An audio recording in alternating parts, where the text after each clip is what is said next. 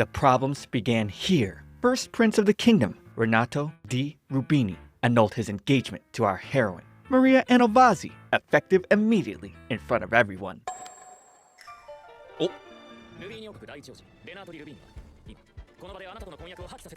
Oh no, again. We're doing another show where the girl is getting her marriage annulled. Guys, I've heard this plot before.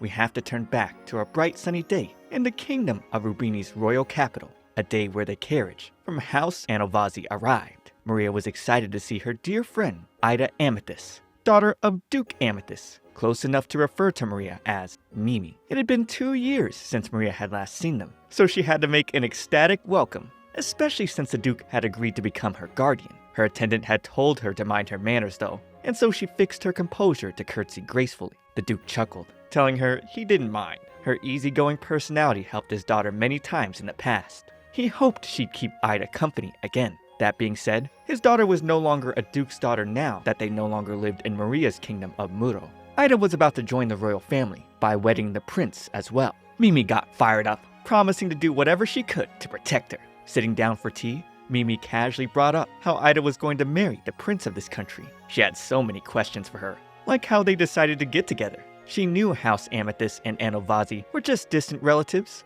but she felt so proud of Ida. She'd gasp, hearing Ida calmly say it was just her father's one-sided decision, now asking about Ida's feelings. Of course, Ida felt incredibly honored, but she had no right to refuse. Switching topics, Ida asked Mimi why she decided to transfer to the academy here. And what about her family back at home? Maria told her this was the perfect all-in-one. It was all described in the letter she sent before coming here. While doing her usual practice with the family nights, the maid came calling for her, bringing her news that her baby brother had just been born. Mimi was so excited to see him. He was soft and warm. Her father was excited to finally have an heir, and so he told Mimi to get out and go find a husband as quickly as possible. That's it. So she spent all her life running the family martial arts dojo, and now that a boy is born, she's kicked out. Ida felt bad. She had no idea, since Mimi had been training hard to become the successor of House Anovazzi since childhood, studying, exercise, and heavy training. So many things a normal noble lady never had to do. Mimi didn't think that way though. Even with her not becoming the successor, she thought her skills were still useful in real life. She took off her hair clip, revealing her family photo in what appears to be brass knuckles. Explaining normally, they'd pick a boy to be successor, but all her siblings up to that point were girls. She was just a successor before her brother Teo was born. And being the head of the house was never her dream. She actually couldn't be any happier for her brother taking over. Oh wow, that's good. She's got such a positive outlook on life. She didn't want to be the freeloader sister to the heir, and that's why she declared the need to find the perfect husband. She tried looking in her home kingdom, but all the good ones were taken. Or maybe she just wasn't popular. She also had a bad habit of voicing the exact things I just read out loud. Either way, she was here to go perfect husband hunting. Soon after, Ida guided her to the Royal Academy. This place used to be an educational institution for the sons of royalty. But the previous king before the last decided it's better if the nobility could study here as well. A better method for nobles to get acquainted with each other while young. Mimi took note of all the courteous bows towards Ida, since she was marrying the prince. Well, not all of them. A lot of girls gave scornful looks as well. A boy would greet Ida, and before she could introduce the transfer student, Maria casually cut her off to tell the boy, "Nice to meet ya. Call me Mimi." He looked taken aback, and Maria was shocked to find out he was second Prince Placido. She shrunk back, referring to him as Your Highness, and he chuckled. He was happy to meet her, since Ida always spoke of her. Apparently, he had met Mimi that time Ida was recuperating from her asthma, though he heard Ida was confused and unsure whether she was a boy or a girl. Ida felt embarrassed he brought that up, but Mimi was serious. Back then, she still didn't know how to properly wear a dress, and still struggled with it now. She thought Ida was more elegant in comparison. Placido wasn't so sure though. Back when he first met her, she threw chestnuts at him. They even still had burrs. Ida lit up bright red and told him it was because he teased her by calling her a greedy glutton. Mimi was surprised, since she thought Ida was a perfect, elegant lady from the moment she was born. They then showed Mimi around the school, and she was quite energetic. She was glad Placido was willing to help her endeavors of finding a man to marry. He tried flagging his older brother down, but apparently he didn't hear him. He ran after to go see him. Ida gave a somber look and said she didn't think he'd come over. Placido would explain Renato was too busy with work. He thought even though his brother was way more capable than himself, he had such a stubborn side to him. Renato was both a perfectionist and a workaholic, and Placido was going to join him since their attendant begged him to. With that, Ida asked Mimi if that was enough for the academy tour, and Mimi said, "Yup, I'm good," accidentally smacking away another girl passing by. She'd apologized worriedly to Lady Eleonora Cassiari, and Eleonora forgave them, not wanting to be painted as the villain, despite her first impression of Mimi being a reckless oaf. She told Mimi to be careful from now on, and began to limp as she left? Dang, Mimi is super strong. Ida told Mimi to pay her no mind. That's just how Eleonora spoke. That night in bed, Mimi pondered over how Ida seemed much closer to Prince Placido instead of her fiancé. She speculated Ida was actually engaged to Renato, but didn't seem happy at all. Still, she had to worry about her own endeavors of finding a husband. She wrote her parents a letter with exuberance. It read, "Father, Mother, are you doing well? It's been 2 months since I transferred, and I'm doing very well. Ida is treating me well, and I've made some friends." They'd tease her constantly for her brutish and oafish behavior. She was sure they meant well. She was also sure it'd take her a while longer to find a husband. On another day, she'd sigh, finding herself all alone at a school party. Placido would greet her, looking for Ida, but apparently she'd been feverish since last night and couldn't be here. Hearing he was worried, she knew it. He totally liked her.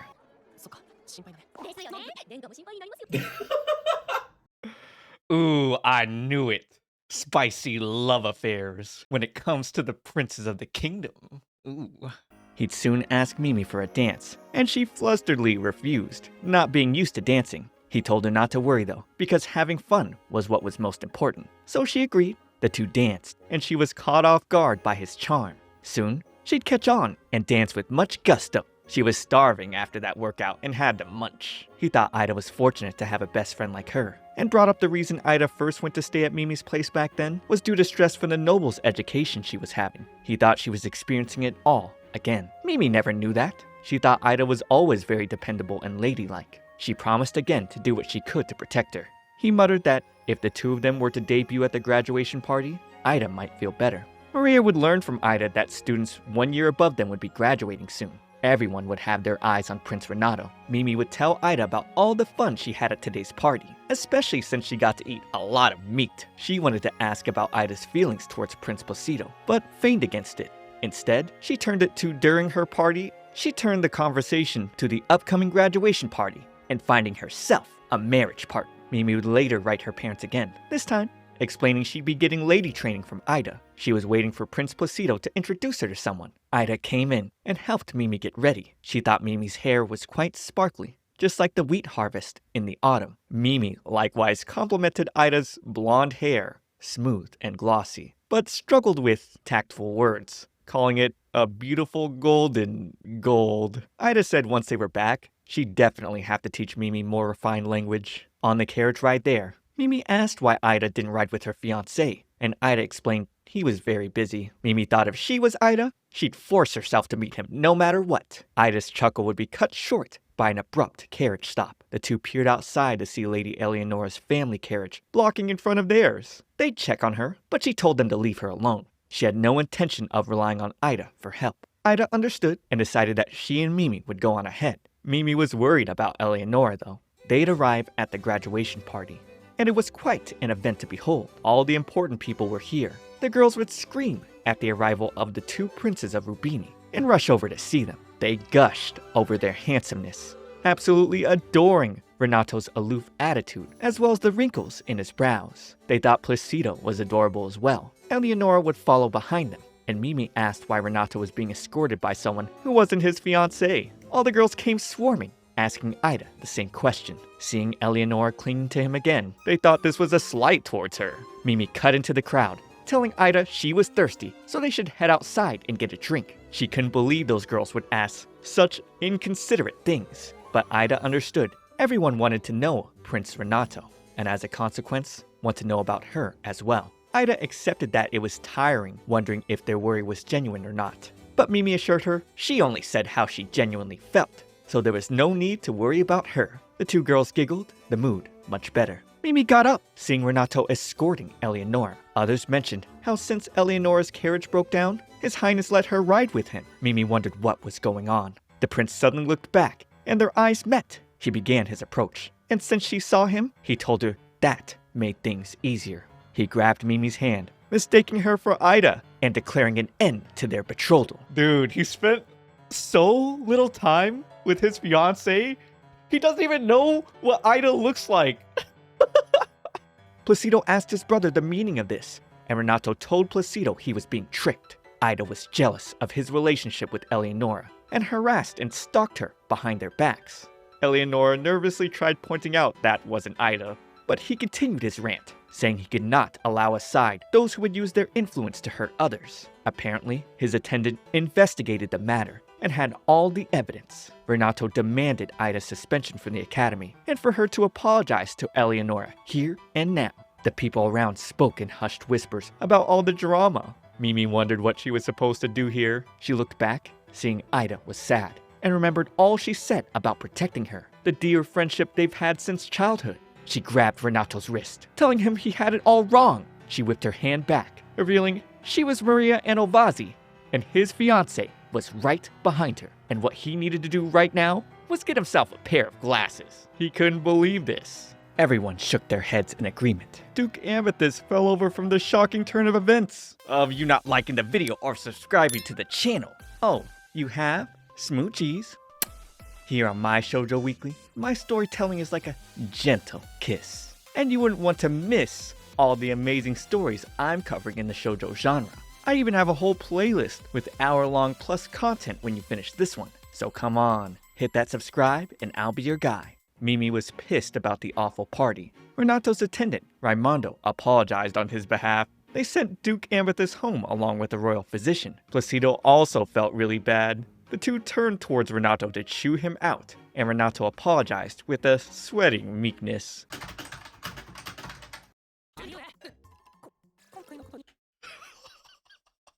Talking all that, and now he not even getting his words out. Yup. As long as he was sorry, Mimi sternly told him that was enough. Ida told her not to be too hard on the prince. He said that he was truly reflecting on what he had done. Also, this incident might have delayed his inauguration as crown prince. Mimi didn't care about that. She was worried about Ida's formal debut for her engagement. And to this, Ida's face saddened. She admitted Prince Renato was never keen on their engagement in the first place. She honestly expected him to annul it at some point. But even then, Mimi felt like it didn't mean he could just do that in front of everyone back there. On top of the fact, there was no way Ida ever bullied Eleonora. She questioned how he could even mistake her for his fiancée. Ida was understanding though. The two of them rarely met each other, and this made Mimi more angry. The prince didn't even know Ida's face. Despite all this, Ida told Mimi not to rebuke him. The prince was very wise and thoughtful of his peers.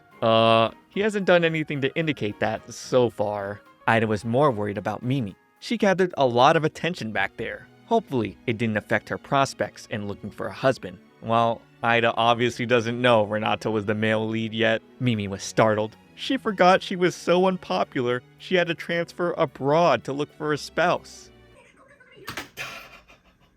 Yeah, I feel like there's nothing going on in this girl's brain, I'm not gonna lie. And she just had a failed engagement even though she never had one. She called herself a downright disgrace. The most wretched lady ever. She had to cover her mouth because her thoughts leaked out again. Ida was sure Renato would do something to fix that, and she would resolve to help the misunderstanding as well. Mimi was thankful, but she thought it was all that stupid prince's fault. Next time they met, she was going to beat the crap out of him. In comparison, she thought Prince Placido was really nice. He called out to her when she was alone, and he wasn't at fault today, but he was still apologizing so much. Mimi then mentioned Placido seemed close with Ida, and Ida got flustered, replying, "I wouldn't say that. It's just we've known each other since we were little." Giving a much expected, lug-headed response, Mimi replied, "Really? I thought you and Prince Placido fit each other, though." But now, she could see it plain as day. Heading to bathe, she wondered if Ida really liked Placido. So maybe Prince Stupid ending their engagement with her was a good thing. But then, what about Ida's reputation? Thinking too much for her brain, Mimi finally passed out. Rai would serve Mimi tea and dessert, letting her know Renato would be here as soon as he finished business. She couldn't believe they invited her here. The castle's drawing room was spectacular. The dessert was both excellent and fragrant. She assumed the pastry chef must be of a top level. Renato would enter with a sincere apology for making her wait. His smile sparkled, and she was surprised he actually got her family name, Anovasi, right. Most people got it wrong. That's a good point, actually. Is she supposed to be Italian? Anovasi. Anovasi. He truly apologized for what had transpired. Placido had explained to him her purpose for moving here, and he deeply lamented tarnishing her reputation. But if he really felt that way, she felt he should have set her up with someone. Since she blurted out what she was thinking, he considered it. He didn't mind though. He explained the reason he didn't recognize Ida. It was because he hadn't seen her for the longest time, having left the duty of escorting her to Placido. They were childhood friends, so he at least remembered her hair color. That's why he mistook Mimi for her. He didn't think anyone else could have such beautiful golden hair. Ooh, see her blushing? Dang. Maybe Renato got a little bit of riz, you know? Mimi then asked why he did all that in public at the very important graduation party. He was known to be wise, so he surely had to understand the repercussions could have led to the loss of his crown prince position.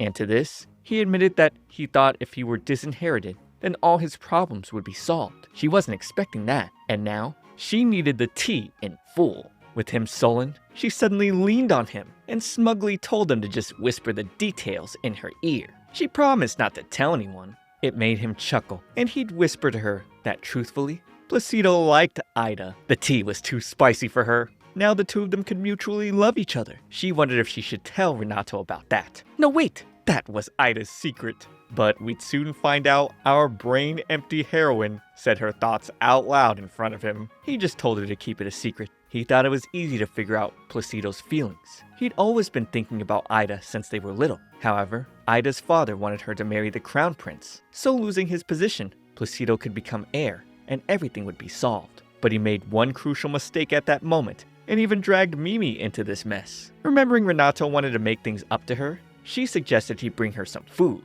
Oh my gosh, that's all she could think about? He offered marbled steak, and she just lit up. She then suddenly pointed at him, telling him to make sure he did something about his lack of sleep. She could see his dark circles. He got it. He's had trouble sleeping on top of his official duties. Meanwhile, she could fall asleep in 3 seconds. So, she decided to teach him House Anovasi's special counting song. She'd count all the way to 10 with intense martial arts movements, leaving him utterly stunned. She hoped he'd remembered this when he tried to sleep. Whenever her little brother saw it, he laughed his belly out and passed out. The prince broke out into laughter. She was treating him like a child. She kept making funny faces at him. He really couldn't stop laughing. He had to yield, but he was too exhausted from all the laughter. And she was glad to hear that. An empty stomach and lack of sleep were humans' worst enemies. She told him to get some rest, and he understood. He'd grab her hair gently, saying, "Before I sleep tonight, I will think of your face." She was flush.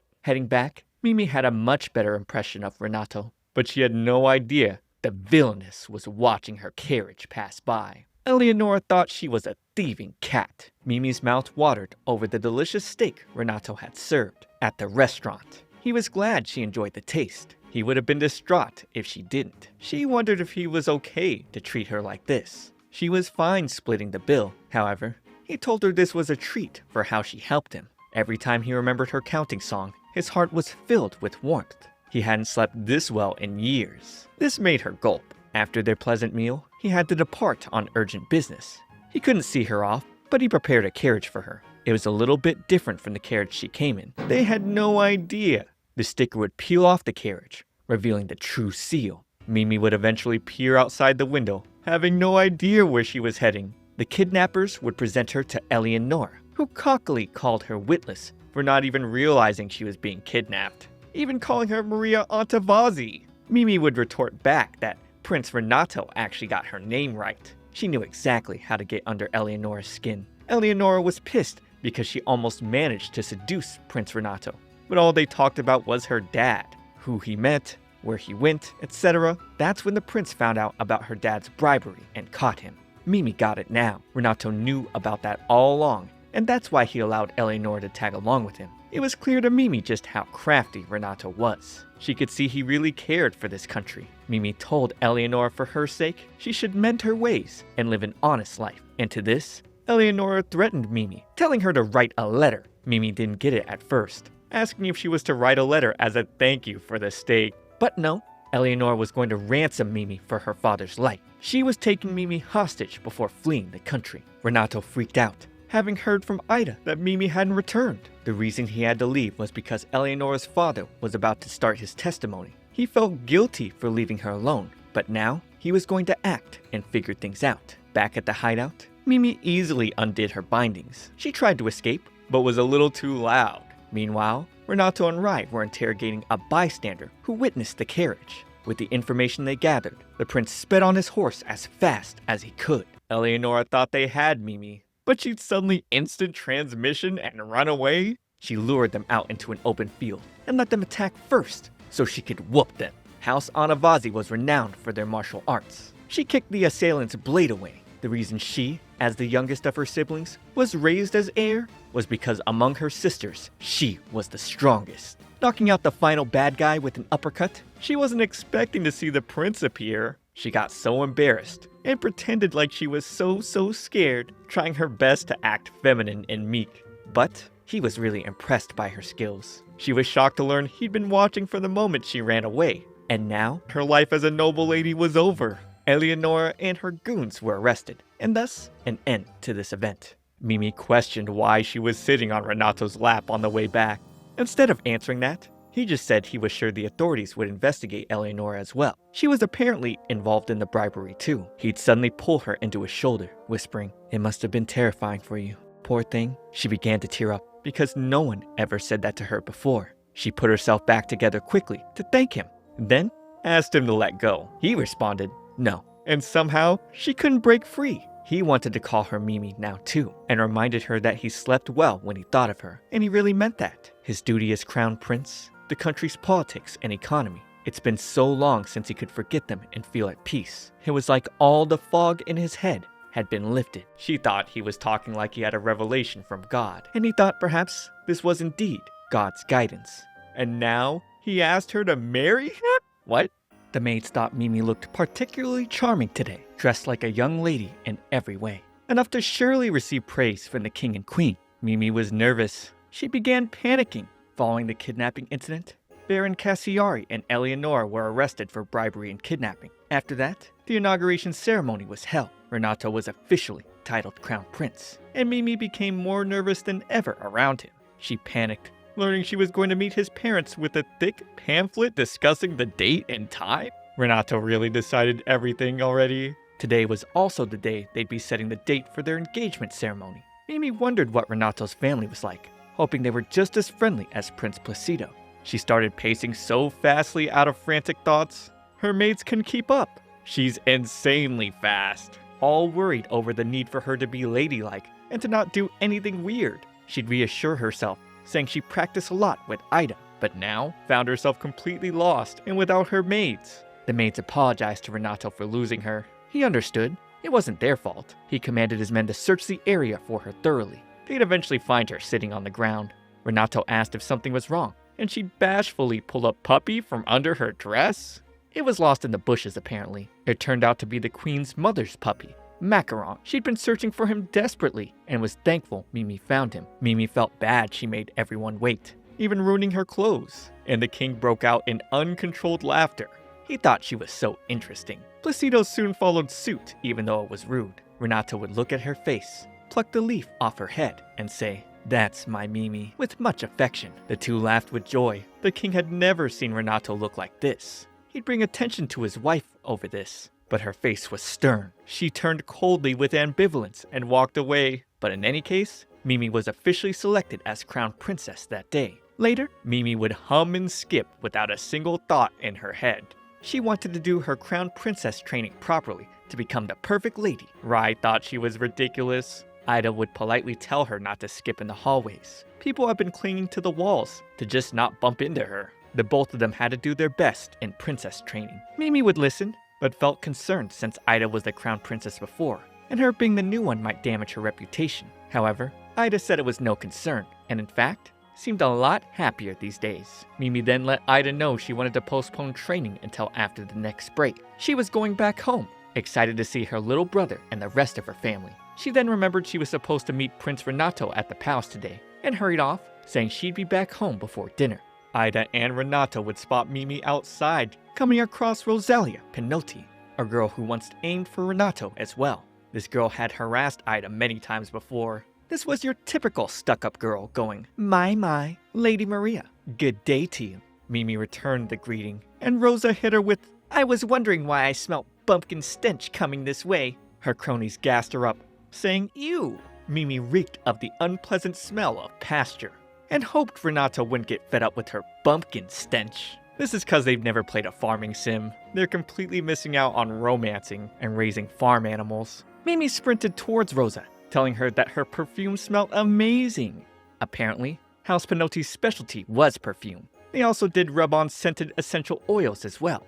Mimi asked Rosa for some right now. Rosa maintained her smugness. Presenting the oil, she went on about how her family's perfume wasn't just about fragrance, but had moisturizing qualities as well. They also added seashell powders, which helped brighten skin. A single rub, and Mimi was elated. Her skin was sparkling from it. She then says something to the equivalent of, rub on oil so wowie. Me take you some homie. And Rosalia didn't understand. Was that how they spoke back in Mimi's home kingdom of Muro? Mimi got pumped, hearing Rosalia was familiar. She was happy Rosa even bothered to learn about her tiny little kingdom. Rosa tried to escape Mimi's grasp and friendliness, but it wasn't working. Mimi imagined going to Rosa's family beach house and splashing around in the blue ocean and eating tons of delicious seafood as well, ending the evenings with lighted fireworks, or even watching the evening sky. Mimi was so endearing, she somehow caught Rosa in her imagination. Mimi didn't have a swimsuit, however, and asked Rosa to help her pick one when the time came. Rosa got so embarrassed and acted like a tsundere. She told Mimi she'd invite her on a summer vacation, as well as a reservation for them to visit a swimsuit boutique. She'd then run off with their cronies. Ida would assure Rai that no matter who came towards Mimi's way, she'd always act with best intentions. People like Rosalia always end up like that after meeting her. As for those who resort to violence, well, we all know how that goes. Rai then remembered there was something he was supposed to give Maria, and dashed off after her. He'd search all over, unable to find her, until she called to him from above in a tree. She jumped down to show him this lost kitty. He sighed, reminded of the Queen's reaction to her introduction. The Queen didn't seem to like her. Ida had told the Queen a lot about her all the time. Mimi figured she must have been disappointed with who she was for real. Rai explained the Queen was strict with her conduct. Even if the King and Crown Prince favored Mimi, it seemed the Queen still had her doubts on whether she was worthy to be crowned princess. Mimi wanted to get along with her, especially since she was Renato's mother. Rai thought there was no use dwelling over what happened. He handed her an invitation from the Queen for tea. This would likely be a test. Where Mimi was waiting, Renato burst in panting, apologizing for keeping her waiting. She thought it was nice he rushed all the way here for her, despite being busy. His workload increased since inauguration, which was why he'd been longing to see her again. This got her blushing bright red. So smooth, but not smooth enough for me to make my fourth Saikuno joke this week. My XP bar is too low for that. He said her hairpin looked lovely on her. She detailed that most of the girls of House Anavazi wore it as a symbol of their lineage. Each made their own unique designs based on their family crest. Once married, they add their husband's family crest to it. Renato was happy to add his royal sigil to it. She was worried that it'd be too much, and that she wasn't worthy of it, but he thought that wasn't true. He wanted to honor her family's tradition. This got her heart racing. She'd be sure to tell them during her trip back. And now he was worried she might not come back here. But with her reassuring she would, since she had school, and she wanted to see him, of course, he lit up, putting his head on her shoulder. She thought there was no need for him to worry so much, but for him to take his time to be with her, and even notice her hairpin, it made her so happy. That said, she might not want to leave her home after seeing her baby brother again. Whoops. She said what she was thinking out loud again. But Renato was already used to that habit of hers. And so was Rai. He handed the prince the list he requested.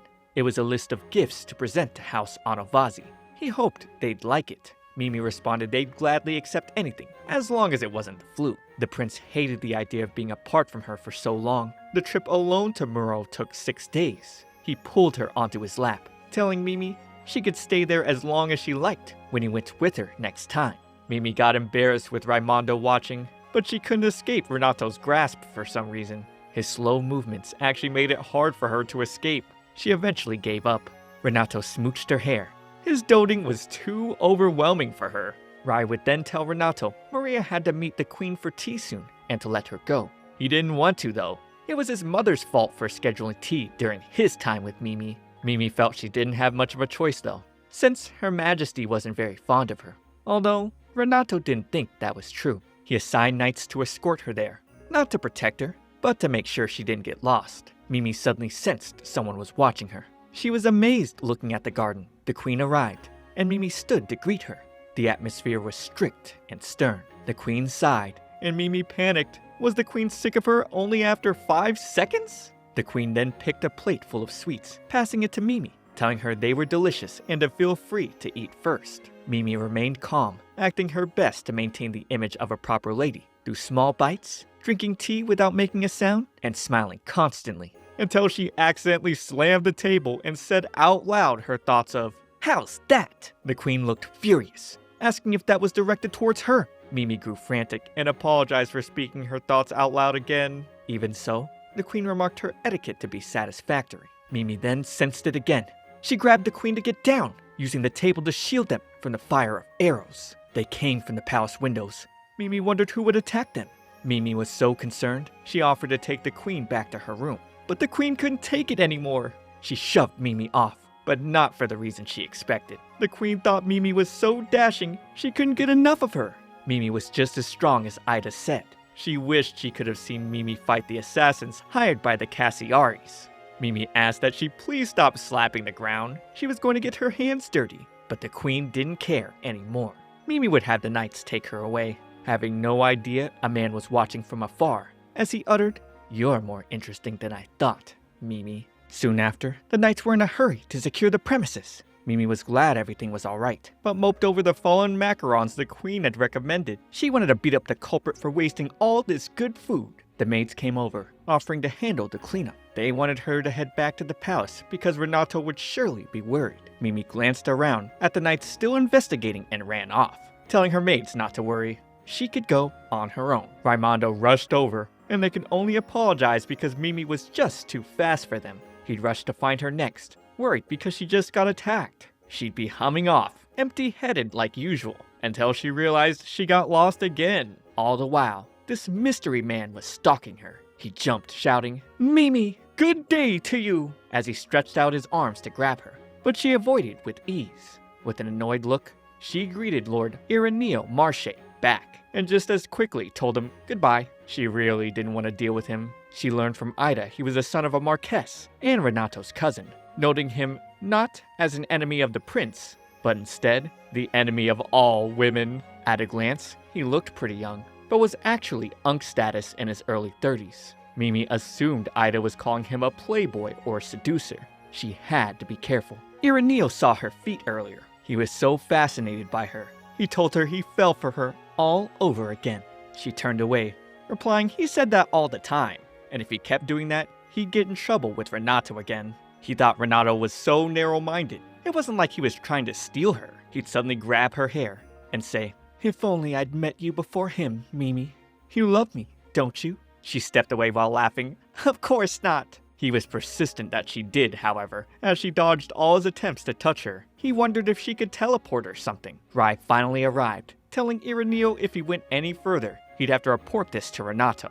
And so, Ireneo backed away, but before leaving, he told Mimi they should go on a date in the capital and get peach tarts at the newly opened bakery there. But she was taught not to go anywhere with strangers. Rai then reminded her that aside from Ireneo, all kinds of people would try to approach her since she was the fiancée of the crown prince. Even here at the palace, she must always be on guard. She felt fine though. If anyone got too stubborn, she'd take them out with a single hit to the solar plexus. But of course, she wasn't allowed to do that.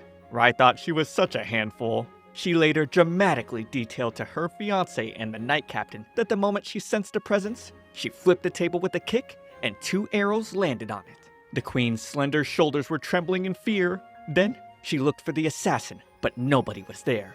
All the colorful macarons went flying into the air and tragically fell onto the grass. Renato and the knights couldn't help but laugh at the ridiculous way Mimi described it all. Rai thought it was so rare to see His Highness smiling like this. The knights still had no clue about the culprit, however, and were still in the middle of investigation.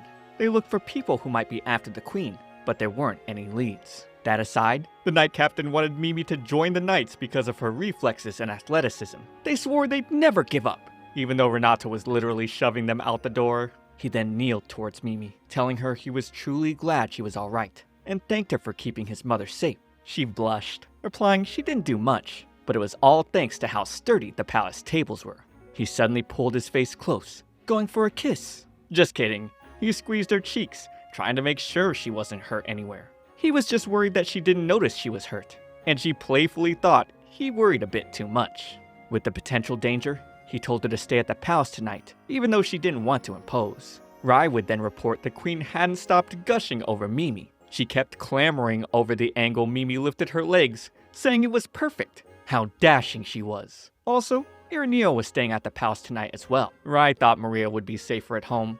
Renato agreed. His mother could be quite the handful. She was fully interested in Mimi's personality and martial arts, but held back to maintain poise. Mimi didn't see a problem with that. She wanted to get along with everyone after all. She began to head back since it was getting dark, but she stopped and blushed, turning around to tell Renato she was happy she got to see him twice on the same day. Renato tried to keep her around, but Rai cut him off, calling for a carriage and more knights immediately. The prince would be pouty watching her leave. Rai told them to stop. They weren't officially engaged yet. Renato knew. He'd then ask Rai if she really had to go back on that route home. Oh no, she gonna get kidnapped again? Rai would explain there have been increased bandit activities on that route, but there were no other paths if she wanted to head back to Moreau.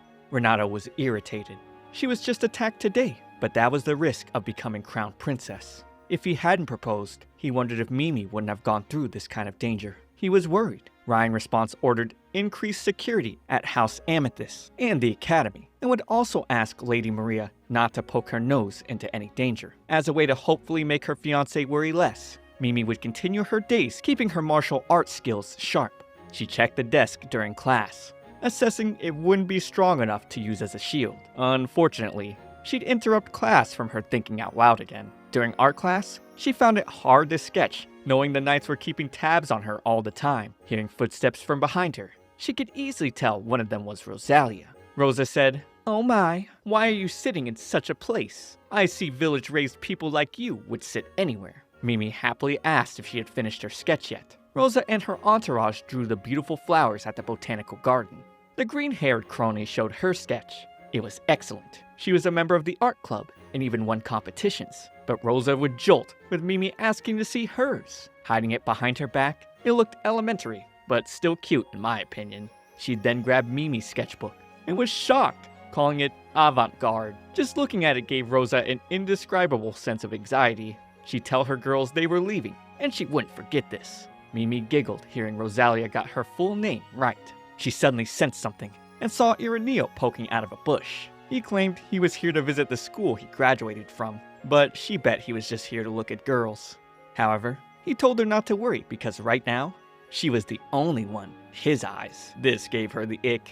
He was particularly interested in her novel art style. It didn't fit Baroque or even the neoclassical types. He loved to paint and was interested in seeing the art museum sometime with her. With him smiling, it reminded Mimi of her little brother. Ireneo couldn't stay any longer though. Someone was calling for him, so he gave her a goodbye. Rai would read out the report of how busy Mimi was daily. In fact, she was so busy and exhausted, she fell asleep just listening to him. So he shouted at her to wake up and listen properly. But even at the start of him detailing the mountain path to her home kingdom has been infested with bandits, she already nodded off again. He couldn't believe this. She was leaving tomorrow. Training in the morning, her kick had incredible form. Renato would applaud her. She asked him what form he'd be excited to see today, and then she went through all of Form 30, letting off a punch so fierce it shot off an intense gale? Holy, good thing she's not the angry type.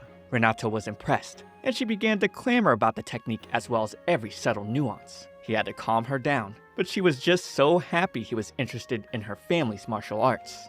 He'd then bring up that she's never shown him the forms 40s or 60s, but she couldn't show them, even for him. They were secret techniques, even in her family. Only she and her father knew. Renato then had her sit for a break and wiped her face a bit, doting over her busyness as of late. He hoped she'd been sleeping well.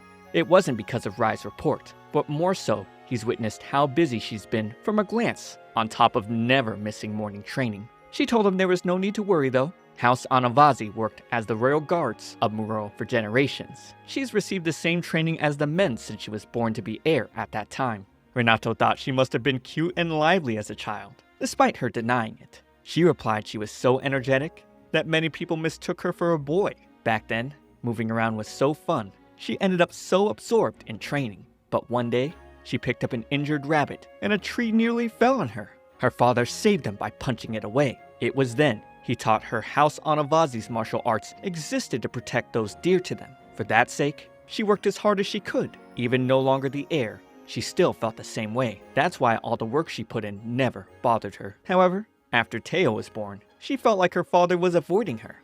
When playing with her brother, he'd often barge into the room and shout, "It's time for training, Mimi," but felt bad because he meant to call his son's name now. He was more awkward these days, though she didn't mind what happened. Renato was sure things would go back to normal soon. They'd stand up, and he'd suddenly pull her in for a hug. He was gonna miss her so much with her gone for a bit. She started to flail, worried he'd get dirty from all her sweat, but he didn't mind.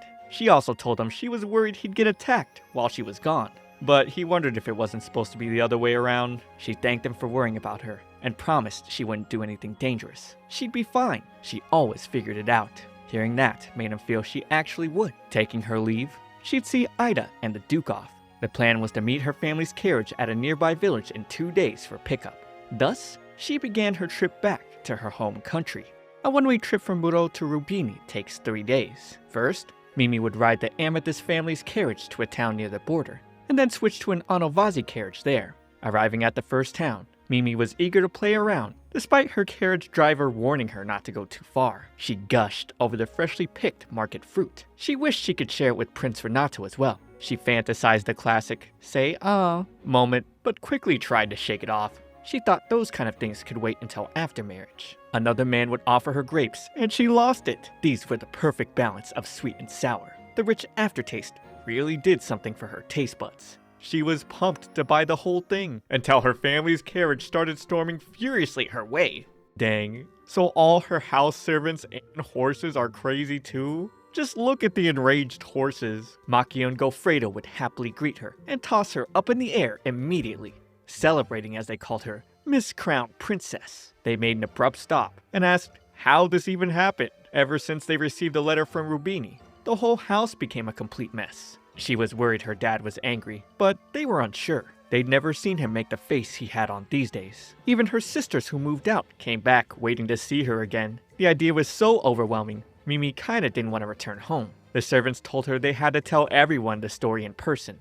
Makio would goad her with his impression of little Teodorico, saying, "I can't wait to see big sister again." She got pumped up to head back right away. Journeying on, they stopped by a restaurant for lunch. The meal was grand. Mimi loved how the food tasted like her home kingdoms since they were so close to the border. She thought Rubini's cuisine was similar, but a bit more bland. She continued to munch non-stop like a pig. Gofredo was worried, but Makio's always known her to have a bottomless stomach. She had hoped she'd become more refined by now, but there was no chance of that. Moving on afterward, Mimi remembered Raimondo telling her the mountain path to Muro was infested with bandits. They'd suddenly make an abrupt stop. Mimi was not happy to see her grapes spill. And of course, did you expect this? A gang of bandits were telling them they couldn't pass. Makio decided to talk with them, and Mimi told them to be gentle since they didn't seem like bandits. At first, they were enraged, but then quickly bowed and apologized, begging to be arrested and handed over to the palace. Mimi stepped out, and they started crawling towards her. She noticed their farm equipment and didn't see them as threatening. She decided to listen to what they had to say. Apparently, they were farmers from Navarro village, saddened because their mayor's daughter had gone missing. She disappeared a few days ago. They went to ask for their lord, Count Nardi's help, time and time again, but he just wouldn't see them. Mimi got furious, realizing if their lord didn't help, the police and knights wouldn't look into it. She stomped angrily, just thinking about this awful lord. She calmed down and figured out their plan was to get arrested and be taken to the palace to explain their situation. Mimi couldn't understand why everyone in this country always tried to sacrifice themselves. She offered her handkerchief to the farmers so they could show it to the palace guards. If they got through, the crown prince's attendant would hear them out. they'd suddenly hear a man shouting in pain from afar. And now, they found the real, textbook bandits, looting a carriage that was on the way to the capital. Mimi felt like she'd seen these guys before, but now she had a great idea. Since the carriage was owned by a noble from the capital, she told the villagers to bring their tools to fix it. If they could help the noble, he'd feel indebted to them, and that would make it easier to get the police to help. The men were concerned they couldn't defeat the bandits, but Mimi would of course definitely beat him up. Handling his paperwork, Renato sighed, wondering if Mimi made it back safe. Rai assured him it'd be fine. He told her very clearly, do not put yourself in any form of danger. He was sure she'd definitely listen to that, but I don't know who he thinks she is, because the villagers were unsure why this pretty princess was going with her burly attendants. Surely the big men could handle it alone. Gofredo and Makio's plan was to try to talk to the bandits, and if that didn't work, pick them off one by one. Mimi wanted in on the action, but was reminded she was told not to get into danger. So she told them she'd keep watch in case the bandits tried to run away. The guys approached and told the bandits to stop pillaging, or else they'd beat them up. Mimi thought they sucked at negotiating. The guys pretty much beat up everyone, except for the main bandit trying to sneak off right beside Mimi. She smirked and socked him with Form 30, then sighed because her men were so sloppy at making sure they didn't all get away. With her dragging back the bandit boss, one of the men dashed to assault her, and she retaliated with a light foot tap to the shin that left him throbbing in pain. She got caught off guard, and the bandit leader used this chance to take her hostage. His underling cheered him on. The villagers were worried. She just sighed, however, because every ruffian somehow took the same stupid approach with her. She instant transmissioned out and punched in front of him with Form 38. It created a gale so intense that sent the bandits flying and crashing away. They got so scared after, they ran off. The attendants were surprised to hear Mimi call them a bunch of weaklings, because even Prince Renato didn't get sent flying like that. They freed the nobleman and told him he could get his carriage repaired in the local village called Navarro. The villagers were obviously ecstatic. Mimi had her carriage stop at the front of her estate. She wanted to walk the rest of the way home and reminisced her days growing up here. Everything about it was nostalgic, especially the time she spent training with her father. Now, she was finally home.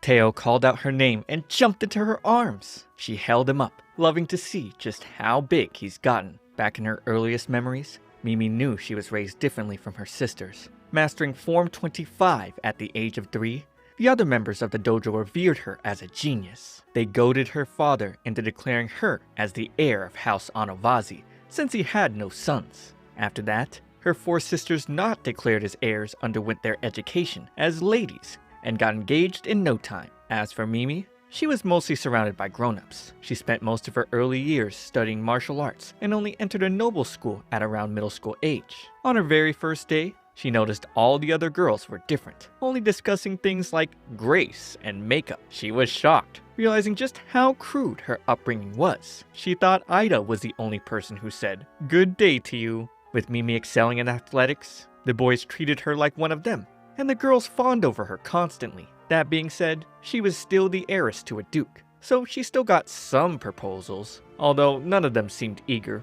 obviously only wanting the duke title. Until one day, her mother gave birth to her little brother. Her father was so excited, shouting they finally had an heir, and the sisters all stomped them out for being inconsiderate. Mimi, however, was so enamored, just holding Teo.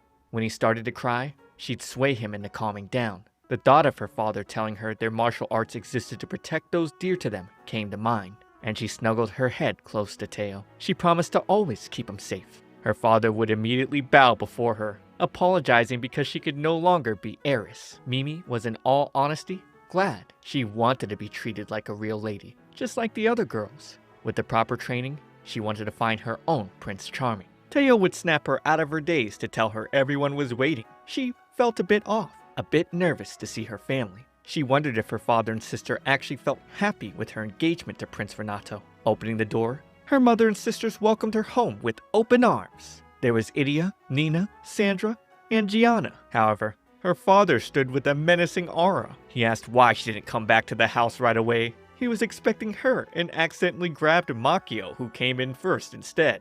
They were having a feast today. Muro's crown prince Bartolome was coming too. He was actually the one who verified the authenticity of Renato's letter detailing his engagement to Mimi, and also Nina's husband. It was already chaotic with everyone talking at once, but Mimi was happy to be home again.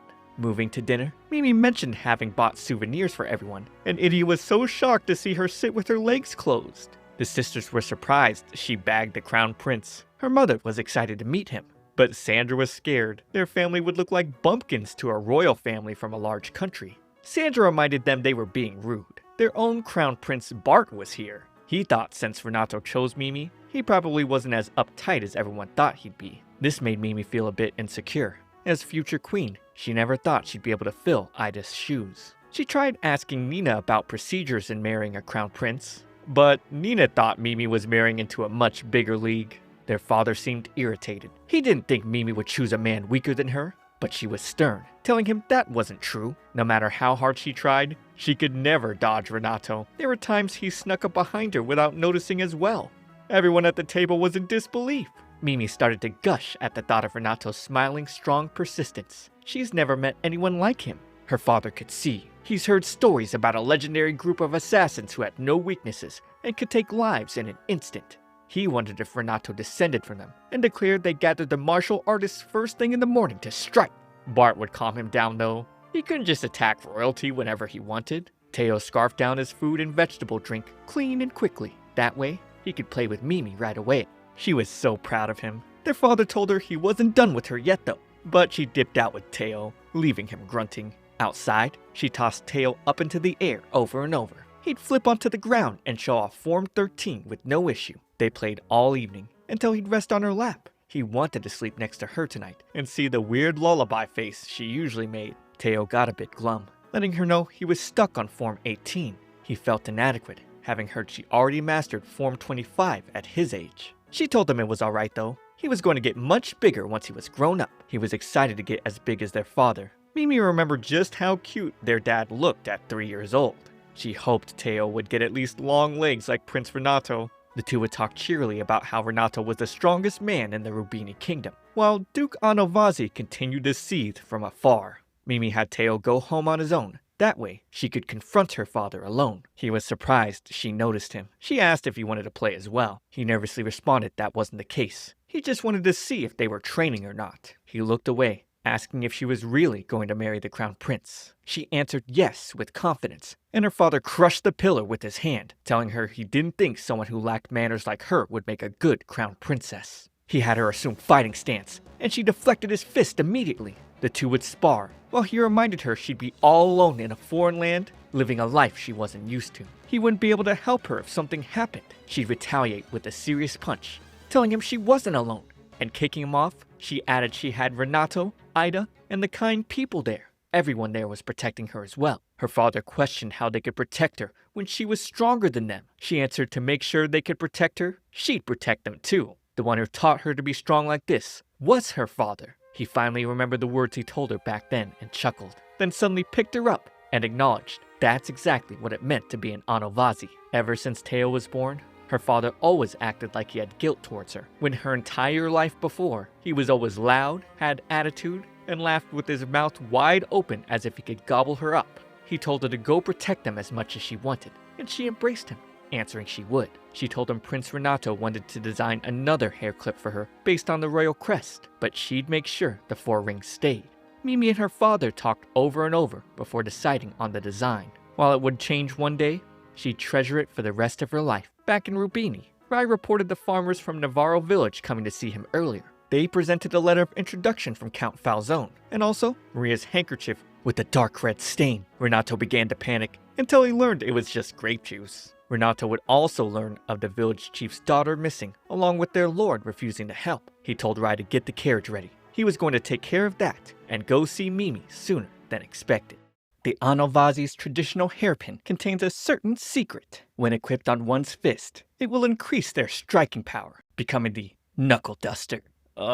So brass knuckles. Her father asked her if all these sacks and crates were enough souvenirs for Renato. They still had sheep for his pastures, or a whole roasted cow. Mimi objected to the large animals. They were fine with what they could carry. The two argued, her father believing an empty stomach was bad for muscles, and Mimi saying her fiancé had no plans to bulk up. Teo was sad. He didn't want his big sis to go. She grabs him immediately, promising she'd be back soon. he became cheery, saying he'll be a gentleman now and escort her to the carriage. She thought he was so cute she could smuggle him off. The family waved her off, and the knights cheered her, "Take care." It made her feel like they thought she was never coming back. Further away, Mimi brings up the missing chief's daughter from Navarro village. The three decided to check in since they were close by, and learned from one of the villagers they still hadn't found her. Someone had seen Veronica being forced to enter a carriage belonging to Count Nardi, and another villager rushes over to explain what he saw at the Count's estate. The Count's guards were arguing with the thugs from before about Count Vesentini. We learned Count Vesentini buys the village crops from Count Nardi. Mimi thought the dispute between these two counts was fishy, but didn't mean to say her thoughts out loud again. The villagers took her mentioning fishy as her smelling their plants, which apparently have a disgusting fishy smell. Ugh. The soil here is bad, so these particular plants were the only things they could grow. Mimi didn't understand. Getting here, the village smelled so nice, but we learned with the crops being paired with flowers, it gives off a citrusy fragrance. They thought this was all the village was good for. Mimi says that isn't true. It's peaceful here, and everyone must be worried about the chief's missing daughter.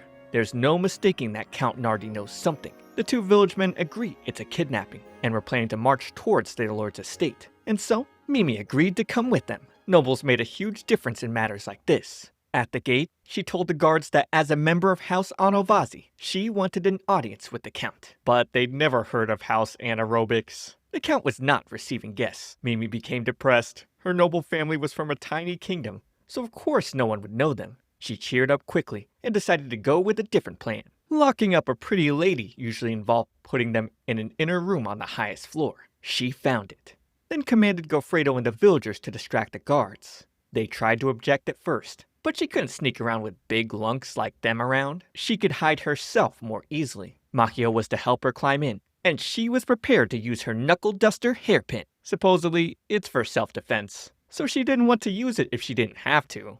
Who's she defending against? She can punch so hard it's more intense than airbending. In the first room, she found an old lady knitting and snuck away with a gentle hello. Sneaking further, she saw two men ahead, and one guy lazing on the sofa. The men were wondering when the Count would be back, not having heard from him since he went to the capital 2 months ago. But if he hasn't been here for 2 months, who kidnapped the chief's daughter? Someone farts, and the guards above turn around, laughing, spotting Mimi. She didn't do it though. It was the lazy guy downstairs. She rushes them down fast, then socks the guy downstairs. It was his fault. She couldn't help beating them up. She didn't want them to think a proper lady like herself would fart like that. She learned the lady was on the top floor, dashed up, and took out 3 more guards. She then spots maids moving about. She can't let them see her, and also doesn't want to use her brass knuckles on them. So, she takes stance for Form 41, Suriashi, a technique taken from a martial art in the Far Eastern kingdoms called sumo. It's a secret technique because she was embarrassed performing it. As a lady? No, as a maiden. She refused to be seen like this. The timing for a guard opening the door to her couldn't be more perfect. Needless to say, she took him out to save face. She couldn't let him go after seeing her like that. Her plan was to dump him in this storeroom, and inside, she spots a pretty girl and tosses him aside. This is indeed Veronica from Navarro village, but she was confused on why she needed saving. A man suddenly barged in, shouting at Mimi, "I refuse the engagement with you!" Mimi couldn't believe she was getting another engagement breakup. A stranger ending their engagement with her twice? This was just too much to bear. The man went to check if Veronica was alright, surprised to learn Mimi wasn't Lady Ella. This man introduced himself as Hugo Nardi, the Count's son. He explains Count Vesentini has been pushing him to marry his daughter as a prerequisite to doing business with him. Mimi now understood why he mistook her for Ella, but wished people at least remembered the face of the very woman they didn't want to be engaged to. Hugo's heart was already set on Veronica, and despite loving him back, she thought it might be better for the village if he married Ella. He told her he couldn't imagine a future without her though, and as they got lovey-dovey, Mimi had to chime in and ask for details. This was not a kidnapping. Hugo planned to run away with Veronica while his father was away. Mimi began to gush over this romantic eloping plan. Forbidden love, illicit romance, star-crossed lovers. The idea made her ecstatic. She promised to protect them both, but told them to hold off on eloping for a different plan. Veronica came out to apologize to the villagers for making them worry. The heartfelt moment cut short by a guard telling Hugo the storage was under attack. The bandits were taking everything to sell to Count Vesentini. Mimi stood above them to say the deal was off, and the bandit leader panicked, remembering her from last time. Her attendants introduced her as future crown princess, Maria Onovazi. Everyone was shocked. But that wasn't important. She was here to protect Hugo and Veronica's love. Hugo was filled with determination. He declared no need for Count Vesentini anymore. They just find new clients. The bandits were scared and surrounded. But then their main chief popped in. He was surprised to hear Mimi was the one who defeated his cronies last time. Mimi could sense this guy wasn't just some random thug and stood with cautiousness. One of the villagers charged in to defend the honor of the princess, but the chief took him out and continued to have his men do his bidding. He warns the gang if they want the villager to stay alive, they better not move. Suddenly, the Rubini Knights start pouring in. The bandit chief was not ready for that. Mimi used this brief instance to rush in, an uppercut with a knuckle duster. This guy was supposed to be special. The knights weren't the only ones here though. Renato hurried over, finally reuniting the royal couple after 2 episodes apart. Mimi went towards him, but Macchio held her back, with more bandits coming out from the bushes. Goffredo took one out, but the next one ran away in Renato's direction to attack. Mimi felt helpless. She wasn't going to make it in time. She told him to run, but never expected him to strike the bandit with Form 38. It hurt his knuckles, but he told Mimi he was fine. The bandit was out cold. Since watching her do Form 38 that morning she left, Renato's been practicing in secret. Rai was stressing over seeing Renato hit a man with his bare hands. He cooled down though, thankful that his lord was safe, but told him to please not do that again. Mimi agreed. She'd be so hurt if something actually happened to him, but he was glad she was safe too, and never knew punching someone hurt so much. She reminded him that he had much higher power and more authority than most people, and told him to never forget this pain he felt. She thanked him for coming to rescue her, and he embraced her closely. On another day, the villagers observed from outside the window. They can't hear a single thing, but think the crown prince of the kingdom looks scary. Hugo kneels before them in gratitude for all the assistance, but also apologizes for all the trouble they caused Renato. Renato understands everything regarding the kidnapping incident. He was simply glad no one was hurt, but the fact remains he had to deploy his soldiers. Hugo was ready to accept his punishment. Raimondo brings up that even though that's true, Maria should apologize first for breaking and entering, causing her to choke, and Renato played along in agreement, mentioning she even brought a weapon. She points to her hair clip, saying it was self-defense. However, he'd remind her she knocked out every soldier she saw, even though they weren't fighting back. She had her reasons, but she was sorry and pleaded for his forgiveness, saying she'll do anything. Hugo believes his grandma must have invited her in, and she gave him the courage to stand up against the bandits. He thought there was no need to apologize. Mimi's glad he's helping her out, and Renato accepts it, especially since this incident allowed them to resolve their issue with Count Vesentini. Raimondo explains the palace received reports of increased bandit activity on the road between Navarro and the capital, so they investigated the area around the village. That's how they found out Vesentini had recently started trading with Nardi, Vesentini demanding a huge amount of crops. And why is Vesentini so obsessed with crops from this village? It turns out, the smell component of this crop is part of a certain product that's been spreading in Rubini, a drug that produces strong hallucinations. Nah, he's selling DMT? These crops were sold at a high price, and Count Vesentini tried to make Hugo marry his daughter in order to monopolize the village's crops. However, without concrete evidence, they couldn't continue their investigation. It was then that the villagers asked them to rescue their chief's daughter. That's why they arrived here with a night order. Veronica becomes sad learning the village crops were being used for such a thing. But that's exactly why the 2 counts are being taken in for questioning. Hugo thinks his father is innocent, and Raimondo assures him the crops are harmless when not extracted with a very specific method. Their home did not possess the equipment to do it, so his father would be released in a few days. The door bursts open with everyone who was listening in, and now Mimi accuses them of breaking and entering. The villagers were so glad everything was going to be alright. Hugo apologizes to them for making them worry. The couple felt bad for keeping them in the dark. Hugo promises to do his best for the village, especially for Veronica. Everyone claps. Mimi adding, the fated 2 joined hands and overcame a trial. She'd stand them for life. That's when Veronica's father enters scene to apologize for all the trouble, creating an awkward air between the father and daughter. He then offers lunch to the royal couple. The feast is delicious, filled with herbs grown right here in the village. Veronica's father has always especially been a good cook.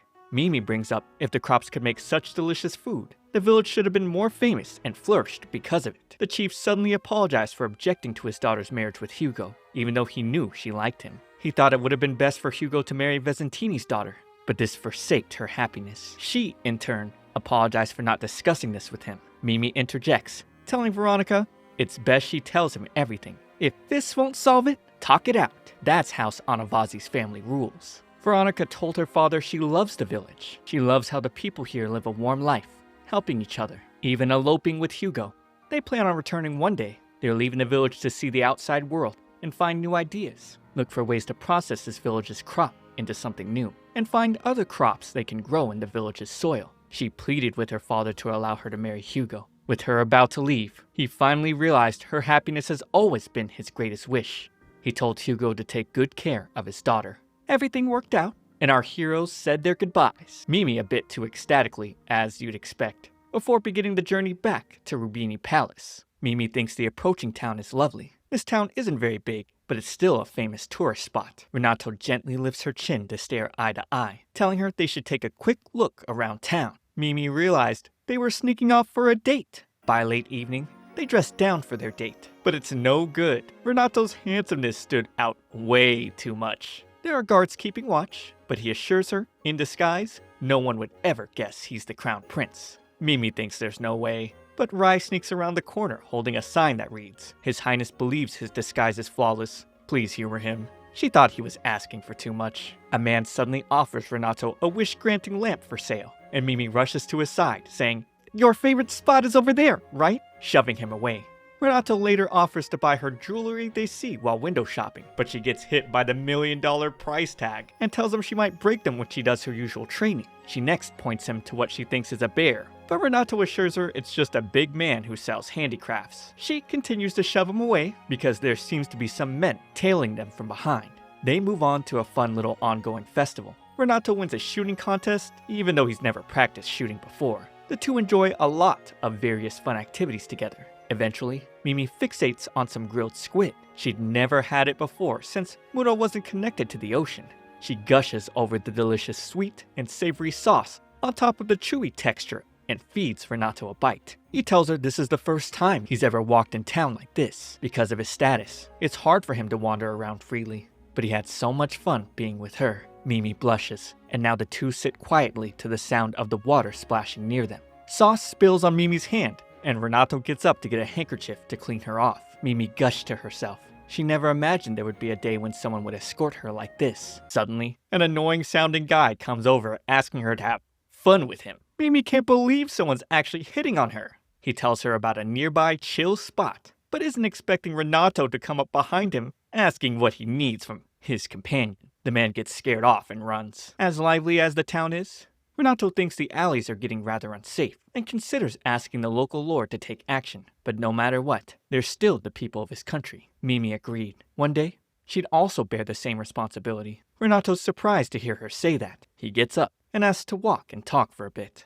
Alone together, he questions how her slender arms contain so much strength. He apologized for putting her in danger, but she didn't think it was his fault. She always tended to poke her nose into things. He knew once she became crown princess, her life would always be in danger. She'd always have guards watching over her. Her food would need to be tested for poison, and she must carry people's expectations and heavy responsibilities. At the party at the palace 1 month from now, he'd announced to the public he's taking her as his fiancée. He wasn't sure everyone would agree. There will definitely be someone who criticizes her, breaking his engagement with Ida and announcing his new one with hers. There cannot be any annulment. That's why if she wanted to reject his proposal, now was her last chance. She didn't know why he'd say that. If she didn't want to marry him, she wouldn't have met his family, or go to the tea party with his mother, or take a 6-day trip to tell her family she's marrying. She wouldn't have asked Ida to train her to become a proper crown princess. She's never taken an education to become a proper lady, and she thought she was nothing compared to all the noble ladies who wanted to marry him. Of course, she'd do her best on all her duties, but still felt very far from a proper crown princess.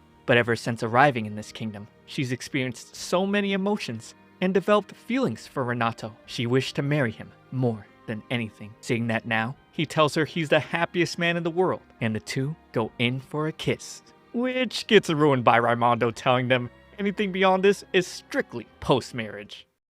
Rai tells Renato his engagement to Lady Maria should be announced soon, so he's gone ahead and written a summary of his upcoming schedule. Renato flips through, and looks somewhat troubled. Placido comes in at Renato's request, detailing his upcoming schedule, which includes advising this week's horse riding competition and student council work as well.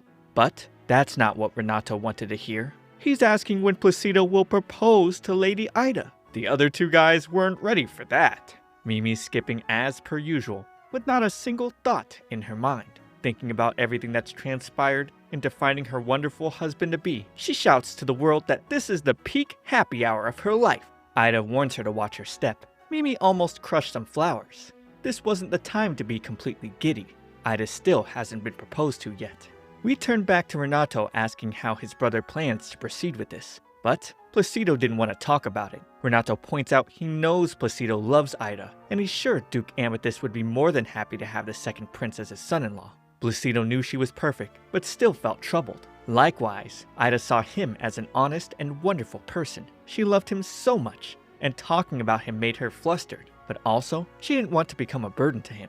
Getting engaged to Placido after a failed marriage? She'd be seen as an unworthy, dirty woman. Mimi reminds her she wasn't the one who broke off the engagement. While angrily munching dinner that night with Renato, she already said that if anyone badmouthed Ida, she'd beat them up, so she shouldn't worry. It was so vexing, she didn't want to sit back and do nothing. Despite this situation being annoying, Renato knew Ida was right. The action a royal takes is always the center of attention. Placido and Ida didn't want each other to get badmouthed due to either of their actions. From the moment Ida was considered a crown princess candidate, there were times she ended up falling ill.